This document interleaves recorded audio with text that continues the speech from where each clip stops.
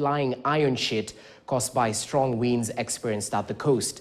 Kilifi Governor Gideon Mung'aro disclosed the tragic news to the public while addressing a county mashinani rally at Chumani in Matsangoni ward. Following the learner's death, Governor Mung'aro ordered the temporary closure of all ECDE centers for 1 week to monitor the heavy wind situation. He stated that the strong winds, which occurred on Tuesday, caused several damages, including fallen trees blocking roads at Takangu and toppled electricity poles.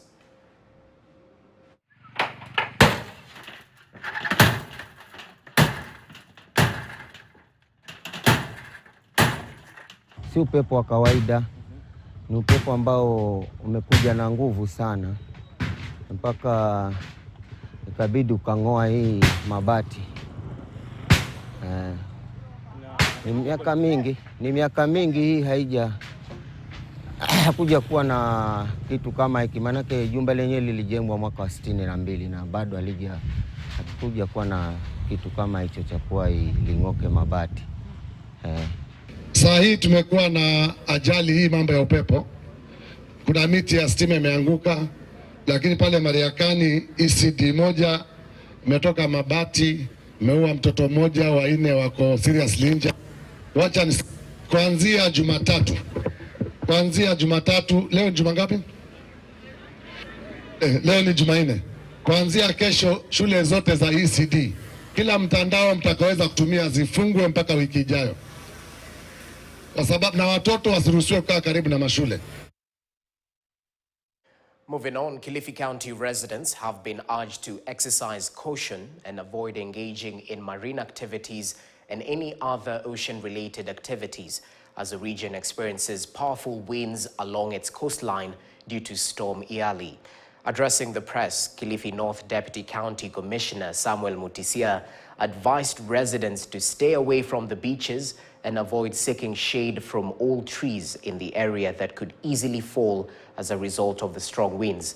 He says that the effects of the winds are already being experienced in the area, including the blowing away of the parking lot at the County Commissioner's office, which in turn resulted in the destruction of one of the government vehicles. Kilifi County Meteorological Department Director Jessica Tausi says that the storm Iali being experienced at the Kenyan coastline is as a result of Storm Hidaya that was experienced in Tanzania a few days ago. It will not have a landfall, so the effects are not going to be as devastating as it was to be if it had a landfall. Today they are around 4.5. Tomorrow they will be around up to 2.7. So we are warning our ocean users not to venture today because that is too high for them. Normally when waves are over 3 meters, there is no boat that can wade through. Now, the lives of over 800 pupils at Kolanya Boys Primary School in Busia County is at risk due to significant cracks developing in a building housing the ECDE and lower classes. Worried parents are now calling on the county government to demolish the building to prevent endangering their children's lives. Addressing the press, the school principal, Dr. Isapuke Carlin, appealed to the area MP and the county government for a facelift of the school's infrastructure, citing dilapidated classrooms and risky toilets, most of which were built in the 1950s.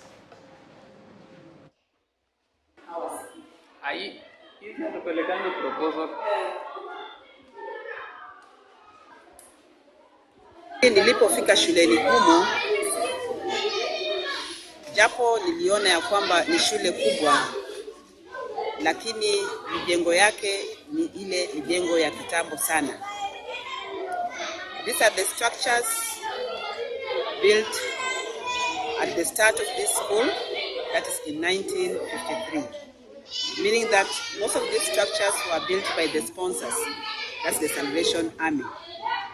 Today, when you look at the structures, they are really in a pathetic state. In fact, last year, I had a report from the public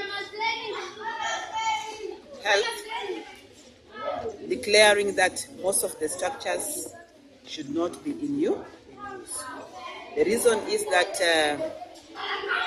there are several cracks. The administrative roof and the roof covering 3 of the classrooms